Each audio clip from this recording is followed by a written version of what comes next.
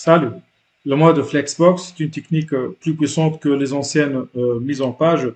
Déjà, je vous recommande forcément de l'apprendre et de l'utiliser. Jetons un coup d'œil sur notre site W3 Schools. Le principe de Flexbox est d'avoir un conteneur avec plusieurs éléments à l'intérieur. Une relation du père-fils.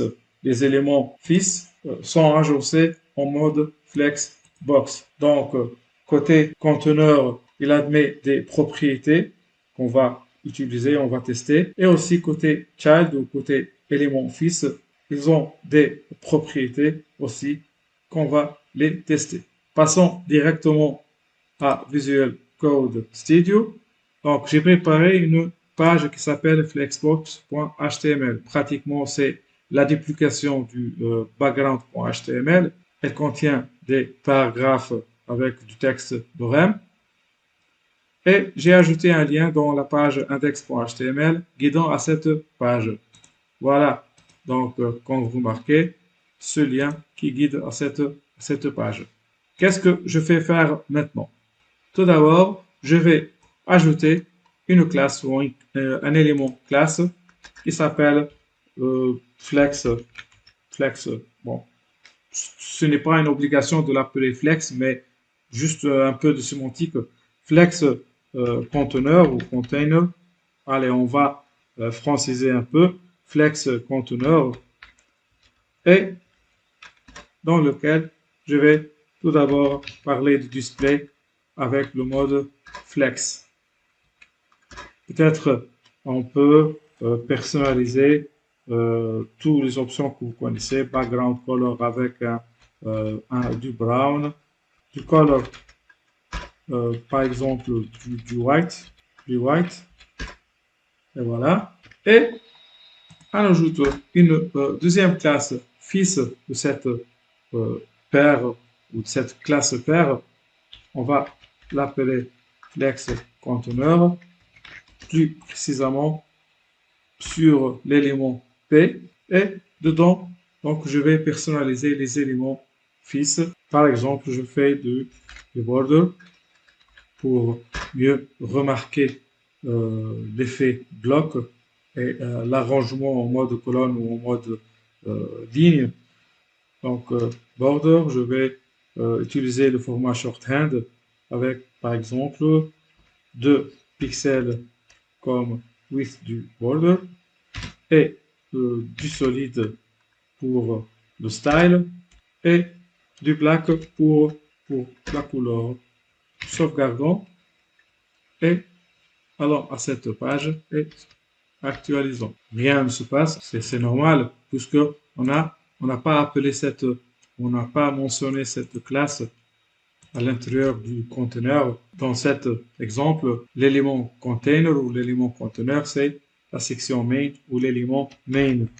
Donc, classe et à l'intérieur, flex conteneur, sauvegardons, actualisons. Voilà, l'affichage par défaut est horizontal. Juste, je vais changer un peu de style, peut-être éliminer ce brown avec quelque chose de plus clair et ajoutons une autre propriété dans le container qui est flex direction.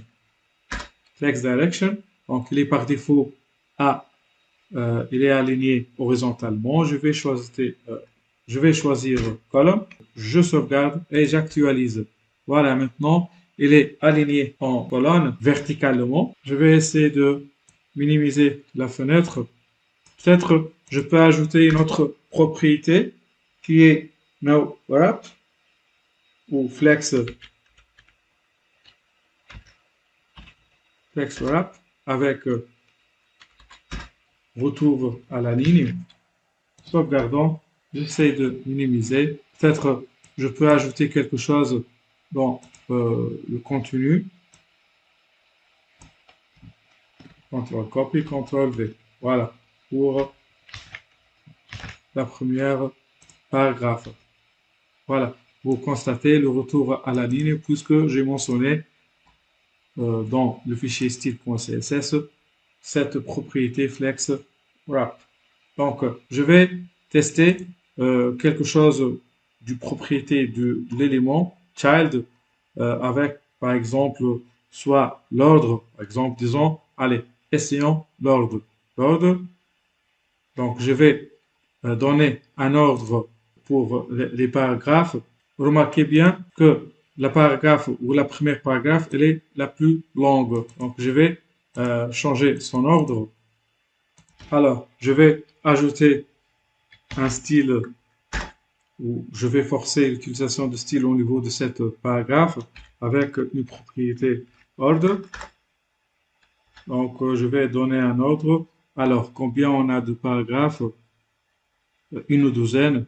Donc, je vais laisser la dixième et je vais du copier-coller dans le reste.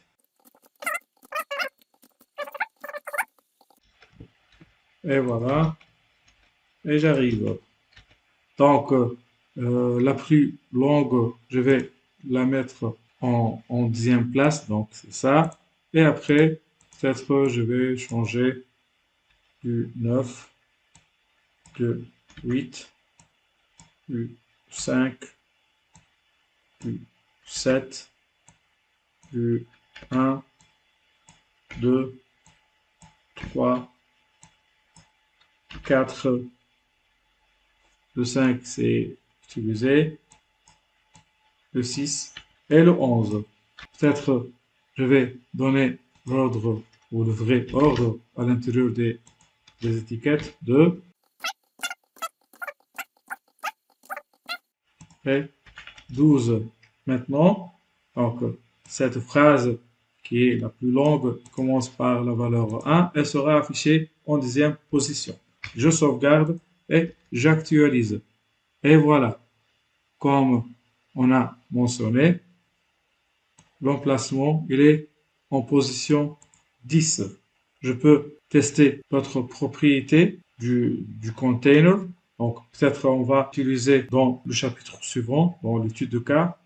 Aussi bien, on va utiliser d'autres propriétés des éléments fixes dans l'étude de cas du chapitre prochain. Voilà, nous avons fait un aperçu rapide sur la mise en page Flexbox. La prochaine vidéo sera consacrée au web responsive et media queries.